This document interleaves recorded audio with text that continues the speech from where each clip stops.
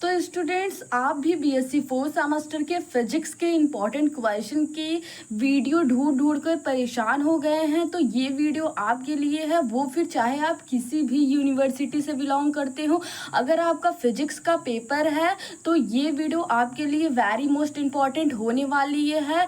Section A है, जिसमें मैं very short question 10 most important very short question कराऊंगी, जो कि आपकी एग्ज़ाम के लिए वेरी वेरी मोस्ट इम्पॉर्टेंट होने वाला है, चाहे आप जिस भी यूनिवर्सिटी से बिलोंग करते हो। तो चलिए सबसे पहले हम फर्स्ट ही क्वेश्चन देख लेते हैं कि टोटल आपकी क्वेश्चन 5 आते हैं, जो कि हाई स्कोरिंग चैप्टर्स है, सॉरी टॉपिक्स है स्टूडेंट, क्योंकि इसमें केवल 5 क्वेश्चन आपको थोड़े थोड़े, यानी कि अगर 1 पेज है तो हाफ पेज आपको लिखने होते हैं, और टोटल आपको नंबर 3, किसी में 2 नंबर मिलते हैं। ऐसे ही अलग अलग यूनिवर्सिटी के अपने रूल्स होते हैं। तो आप ये समझ के चलिएगा कि ये सेक्शन ए, आपका जो पेपर का सेक्शन ए होता है, उसमें इसी में से, यानी कि 10 क्वेश्चन मैं कराऊंगी, इसी 10 क्वेश्चन में से 5 के 5 क्वेश्चन आपको पूरा मिलने वाले हैं। तो आई होप आप सभी को सारी चीज़ें क्लियर हो गई होंगी। अब हम लोग अपने टॉपिक की ओर बढ़ते हैं, तो देखते हैं सबसे पहला ही टॉपिक जो है very most important for long question and short question, यानी कि ये क्वेश्चन आपका लॉन्ग में भी ये स्टूडेंट पूछा जाता है। तो मैं एक सेपरेट से वीडियो बनाऊंगी ये, जो कि ये केवल उसमें मैं लॉन्ग क्वेश्चन के बारे में डिस्कशन करूंगी, और एक और वीडियो बनाऊंगी जो कि ये शॉर्ट क्वेश्चन के बारे में डिस्कशन होगा, और ये वीडियो आपकी ये वेरी शॉर्ट क्वेश्चन पर बेस्ड है। तो ये वेरी शॉर्ट या 2 और 3 मार्क्स में पूछा जा सकता है आपको कि हाइगेंस वर्ग अनसर्टेनिटी प्रिंसिपल क्या होता है। तो आप सभी लोगों ने पढ़ा होगा कि जब हम, यानी कि किसी भी 2 फिजिकल क्वांटिटीज़ को मेजरमेंट कर पाना पॉसिबल नहीं है। यदि हम मोमेंटम को फाइंड आउट करते हैं तो हमारे पोजीशन में एरर आता है, और जब पोजीशन को फाइंड आउट करते हैं तो मोमेंटम में एरर आता है। इसी अनसर्टेनिटी प्रिंसिपल को हम लोग क्या कहते हैं, हाइगेंस का अनसर्टेनिटी प्रिंसिपल कहते हैं। तो उसको डेफिनेशन आपको कैसे लिखना है वो देखिएगा सबसे पहले आप लोग। तो this principle state that the impossible to measure both the exact position and the exact momentum, यानी ये प्रिंसिपल और मोमेंटम को साथ में एग्जैक्ट मेजरमेंट कर पाना इम्पॉसिबल है of a microscopic moving particle, जो कि ये एक माइक्रोस्कोपिक मूविंग पार्टिकल होते हैं, लाइक एन इलेक्ट्रॉन और simultaneous with the absolute accuracy with we measure 1, यानी कि हम केवल एक क्वांटिटी को ही ये क्या कर सकते हैं, मेजर कर सकते हैं, बिकम्स लेस एक्यूरेट, यानी कि अगर एक क्वांटिटी को हम लोग अच्छी तरीके से मेजरमेंट कर लिए तो दूसरा में हमारा क्या आएगा, थोड़ा बहुत एरर आएगा। तो उसी एरर को हम लोग अनसर्टेनिटी प्रिंसिपल कहते हैं। देखिए अब मैथमेटिकल फॉर्मूला क्या होता है इसमें, यह तो मैथमेटिकल फॉर्मूला क्या होता है, जो कि ये डेल एक्स होता है into del x means position vector, position हो गया आपका, एक्स को हम लोग पोजीशन से डिनोट करेंगे यहाँ पर, और डेल पी आपका मोमेंटम हो गया, ये पोजीशन हो गया, इसका multiply is greater than equal to H upon 4 pi. Okay, ये इसके इक्वल होता है, यही इसका फॉर्मूला हो गया मैथमेटिकल वेयर, जहाँ पर आप ये सभी ये लिख कर आएंगे एग्जाम में। Delta x uncertainty in position, delta P आपका क्या है, यह सर्टेनिटी है, अनसर्टेनिटी है in momentum, and H is the Planck constant, जिसकी ये वैल्यू आपकी क्या होती है 6.626 into 10 to the power minus का 34 जूल्स इंटू सेकेंड होता है। ओके, आई होप समझ में आ गया होगा। सेकंड क्वेश्चन देखते हैं हम लोग। सेकंड क्वेश्चन आपकी एग्जाम में, ये सभी आपके एग्जाम में आए हुए क्वेश्चन मैं करा रही हूँ, प्रीवियस ईयर 2025 में सभी ये आया हुआ क्वेश्चन है। तो postulates of the special theory of relativity, very most important, क्योंकि हर बार एग्जाम में ये क्वेश्चन स्टूडेंट जरूर पूछता है और सभी यूनिवर्सिटी में पूछा जाता है। तो Albert Einstein based this special theory of relativity on 2 fundamental assumptions, यानी कि आइंस्टीन के बेस्ड पर हमें रिलेटिविटी थियरी के 2 स्पेशल थियरी दी गई हैं, जो कि फंडामेंटल अजम्पशंस हैं, 2 फंडामेंटल। फर्स्ट जो अजम्पशन है वो देखिएगा क्या है, फर्स्ट आपका है जो है फर्स्ट पासुलेट, यानी कि principle of relativity, the law of physics are the same in inertial frame of reference, यानी कि सभी इनर्शियल फ्रेम ऑफ रेफरेंस के लिए जो फिजिक्स की लॉज होती हैं वो क्या होती हैं, सभी के लिए सेम होती हैं। Frames moving with the constant velocity, जब फ्रेम क्या कर रहा हो, एक कांस्टेंट वेलोसिटी से मूव कर रहा हो विदाउट एक्सेलरेशन, बिना किसी एक्सेलरेशन के, there is a no absolute rest frame, यहाँ पर कोई भी और अदर रेस्ट फ्रेम नहीं होगा एब्सोल्यूट। तो ये हो गया फर्स्ट। इन्होंने क्या कहा था कि सभी फिजिक्स की ये loss frame inertial frame of reference के लिए सेम होता है, अगर कोई भी फ्रेम क्या कर रहा हो, एक कांस्टेंट वेलोसिटी से मूव कर रहा हो जिसके पास कोई भी एक्सेलरेशन नहीं हो। सिंपल सी थी फर्स्ट। और सेकेंड जो पासुलेट्स था वो क्या है स्टूडेंट, तो यहाँ से देखिएगा the speed of light in vacuum, यानी कि वैक्यूम में, वैक्यूम कहाँ पर माना गया है, वैक्यूम में जो speed of light C is a universal constant, C approx यानी कि लगभग किसके होगा, approximate 3 × 10⁸ meter per second. It is entirely independent of the motion of the light source और द ऑब्जर्व। यहाँ से ये हो गया आपका सेकेंड, यानी कि जो स्पीड ऑफ लाइट होती है, इन्होंने बताया कि ये जो वैक्यूम में स्पीड ऑफ लाइट होती है वो लगभग किसके इक्वल होती है, इस 3 × 10⁸ के इक्वल होती है। तो थर्ड क्वेश्चन आपका कंप्लीट होता है, केवल इतना ही लिखना था आपको। सॉरी, थर्ड ये क्वेश्चन है, सेकंड क्वेश्चन था। अब थर्ड क्वेश्चन क्या कहता है, ये भी वेरी मोस्ट इंपॉर्टेंट है, loss of photo electric effect. ये क्या होता है स्टूडेंट, तो इसको देखिएगा आप लोग सबसे पहले। तो इन्होंने क्या कहा था, लॉस इसका बताना है। फोटो इलेक्ट्रिक इफेक्ट का डेफिनेशन अलग होता है, लॉस अलग होता है, तो ध्यान रखिएगा हमेशा आपसे फोटो इलेक्ट्रिक की डेफिनेशन नहीं बल्कि लॉ पूछी जाती है। तो मेन आपका जो है वो है इंटेंसिटी लॉ। सबसे पहला लॉ क्या होता है, intensity law, the number of photo electron emitted per second from a metal surface is directly proportional to the intensity, यानी कि brightness of the inclined light, यानी कि जो भी लाइट किसी सरफेस पर पड़ रही है वो किसकी ये डायरेक्टली प्रोपोर्शनल होगी, वो जो कि जब कोई भी लाइट किसी सरफेस पर, मेटल सरफेस पर पड़ेगी तो उसमें पर सेकेंड में कितने इलेक्ट्रॉन को इमिट कर रहा है उसके डायरेक्टली प्रोपोर्शनल होगी।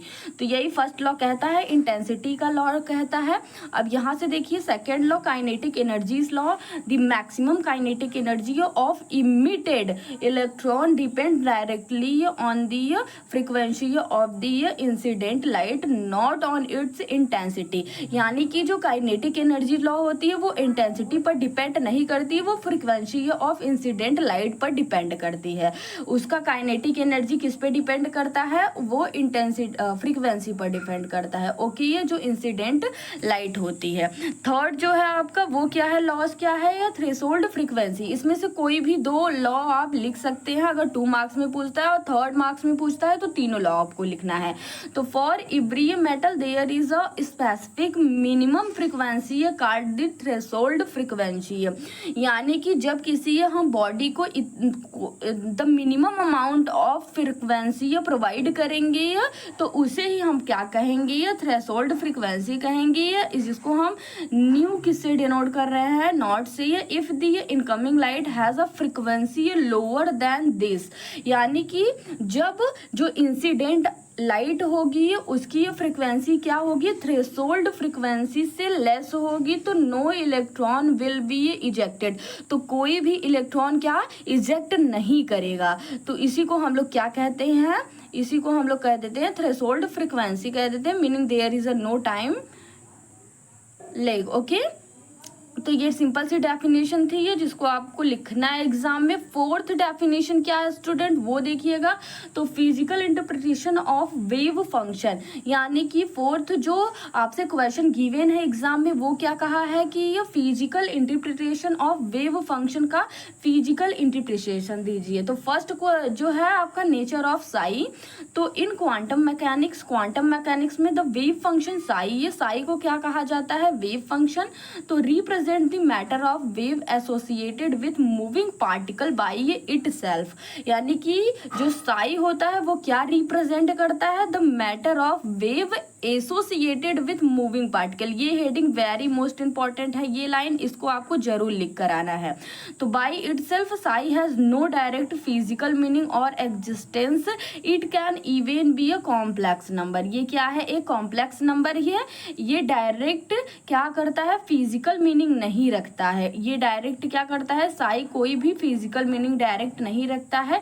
ये एग्जिस्ट किस पर करता है, एक कॉम्प्लेक्स नंबर होता है, कैन बी हम कह सकते हैं। ओके, यहाँ पर क्या है, Born probability, okay, interpretation. According to Max Born, the square of the absolute magnitude of the wave function written as a psi mod of psi square represent the probability density। यानी कि mod of psi square को हम लोग किससे represent करते हैं, probability density से। तो मैक्स बॉर्न ने क्या कहा था, द स्क्वायर ऑफ एक्सेल, जो मैग्नीट्यूड होता है, क्या होता है, मैग्नीट्यूड का, यानी कि वेव फंक्शन के मैग्नीट्यूड का स्क्वायर क्या होता है, रिटर्न इज, इस प्रकार से हम लिख सकते हैं। इसी को हम लोग क्या कहते हैं, प्रोबेबिलिटी डेंसिटी कहते हैं। आई होप समझ में आया होगा। अब देखिए थोड़ा सा और है, it determine the probability of finding the particle at a specific point in a space at the given time. यानी कि किसी ये space at a given time, यानी किसी ये गिवन टाइम में जो किसी स्पेस में स्पेसिफिक पॉइंट होता है पार्टिकल का, उसका क्या करेंगे हम, डिटरमाइन करते हैं प्रोबेबिलिटी। ओके, सेकेंड जो है वो क्या है, a high value of mod of psi square means, यानी कि जब Sai mod of psi square की वैल्यू क्या हो जाएगी, हाई हो जाएगी, तो हम क्या करेंगे, high chance of finding the particle while mod of psi square is equal to 0 means the particle can not be there. यानी कि यहाँ पर कोई भी पार्टिकल एग्जिस्ट नहीं करेगा जब साई स्क्वायर मच देन हो जाएगा। ओके, जब psi of mod of psi square is equal to 0 हो जाएगा। फिफ्थ क्वेश्चन आपका क्या है स्टूडेंट, वेरी मोस्ट इंपॉर्टेंट है। ये भी ये जो सेकेंड बुक का है वो चैप्टर है, या सेकेंड बुक के हैं आपके ये, यानी कि ये नेगेटिव एंड पॉजिटिव फीडबैक क्या होता है बेसिकली ये बताना है। तो कॉन्सेप्ट देखिए, सबसे पहले फीडबैक क्या होता है उसको हम लोग समझेंगे।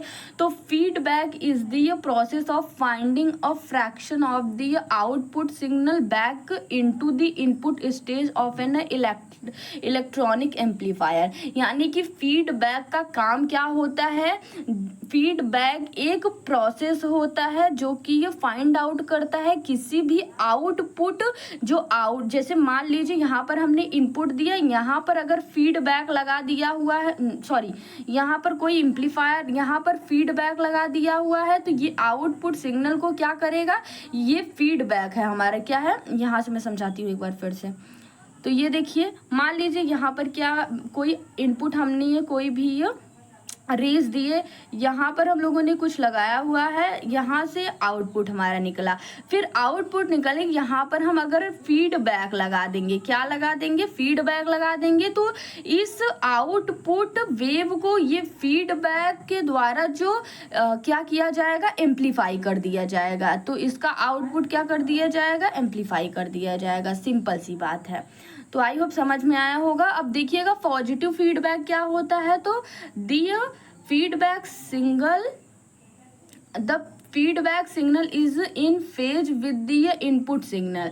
यानी कि जब इनपुट सिग्नल फेज के इक्वल होता है, it assistant the input which increases the overall gain but lower stability. It is the primarily use to build oscillators to generator waves. यानी कि बेसिकली ये पॉजिटिव सिग्नल क्या होते हैं, पॉजिटिव फीडबैक क्या होते हैं, जब आपका कोई भी feedback signal phase with the input signal के फेज में रहेगा तो उसको क्या कहेंगे हम लोग, पॉजिटिव। और जब इनपुट सिग्नल के फेज में नहीं रहेगा तो उसको क्या कहेंगे, नेगेटिव। तो the feedback signal is out of phase, यानी कि out of phase 180 phase shift, यानी कि जब 180 डिग्री फेज शिफ्ट हो जाएगा विद दिए इनपुट सिग्नल से, तो दिस इट अपोज दिए इनपुट, यानी कि ये इनपुट का क्या करेगा, अपोज करेगा, विरोध करेगा, रिड्यूसिंग द गेन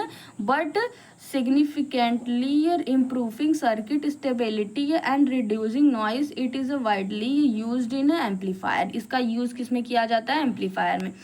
यही था आपका positive and negative and feedback क्या होता है, सारी चीजें इसमें क्लियर हो गई हैं आप लोगों को। 6th क्वेश्चन क्या है स्टूडेंट्स, तो देखिएगा, acceptance angle in fibre optics. Fibre optics में इस एंगल को बताना है, तो वो सबसे पहले हम लोग क्या लिखेंगे, ये definition, it is the maximum angle. ये कैसा होता है, एक मैक्सिमम एंगल होता है एट विच जहां पर अ लाइट रे कैन स्ट्रिक और क्लैडिंग इंटरफेस एट दी इंस of an optical fibre so that under goes total internal reflection TIR से रिप्रेजेंट करते हैं इनसाइड दी कोर। कोर के अंदर क्या होता है, टोटल इंटरनल रिफ्लेक्शन होता है। ये कैसा होता है, एक मैक्सिमम एंगल होता है। अब देखिएगा इसका सिग्निफिकेंस क्या है, lights get successfully guided through the cable light entering outside this angle leaks out through the cladding. Formula क्या हो जाएगा आपका, देखिए 1 मार्क में, तो थीटा ए, देखिए थीटा क्या होता है, A is equal to sine inverse under root में n2 का स्क्वायर हो जाएगा माइनस का n1 का स्क्वायर। यही है, ये फॉर्मूला आप लोग नोट डाउन कर लीजिए, यहाँ पर नहीं दिख रहा है। ओके, तो ये कंप्लीट होता है। 8th आपका क्या है, कंपोनेंट कॉम्पटन शिफ्ट क्या होता है, तो इसको ये सभी ये थियरी हैं तो वो सभी लर्न करने होंगे। जब लाइट क्या होती है, when a high energy photon like X-ray या gamma ray collides with a stationary electron, it scattered away after transforming some of its energy to the electron. Due to this loss of energy, the scattered photon emerges with a lower frequency and a longer wavelength। यानी कि ये जब कोई भी high frequency है या energy की photon आएगी तो वो इलेक्ट्रॉन स्टेशनरी इलेक्ट्रॉन्स के साथ में कोलाइड करेगी और उसकी जो रेज होंगी वो स्कैटर्ड हो जाएंगे, और स्कैटर्ड होने के बाद में जो रे स्कैटर्ड होंगी वो कैसा होगा, उसमें लॉन्गर वेवलेंथ होगा और उसका लोअर फ्रिक्वेंसी होगी। यानी कि जो स्कैटर्ड वेव होगा उसका लॉन्गर वेवलेंथ होगा और लोअर फ्रिक्वेंसी होगी। Increases in wavelength is called, और जब वेवलेंथ इंक्रीज करेगा स्कैटर्ड रे का, उसी को हम लोग क्या कहते हैं, कॉम्पटन शिफ्ट कहते हैं। तो यही सिंपल सी डेफिनेशन थी। ये फॉर्मूला आपका 1 मार्क में देखिएगा, तो del lambda is equal to lambda dash minus lambda is equal to क्या हो जाएगा, लैम्डा डैश की वैल्यू H/m0c और 1 माइनस का cos थीटा हो जाएगा। ये पूरी ये फॉर्मूला है आपका। वेयर जहाँ पर आपका जो lambda del lambda is the shift, theta is the scattering angle and m0 is the rest of mass of the electron. Okay, 9th question क्या है स्टूडेंट्स, वो देखिएगा, difference between voltage and power amplifier. तो हम लोग क्या करेंगे, सबसे पहले यहाँ पर कुछ 3 पॉइंट्स लिखेंगे जो कि ये बेस है, ये बेसिक ऑफ जन है voltage amplifier and power amplifier में। तो हम बेस क्या मान के चलेंगे कि प्राइमरी फंक्शन क्या होता है, it increases the voltage level of a weak input signal. यानी कि जब हम वीक इनपुट सिग्नल देते हैं वोल्टेज में तो ये क्या करता है, वोल्टेज लेवल को क्या करता है, इंक्रीज करता है।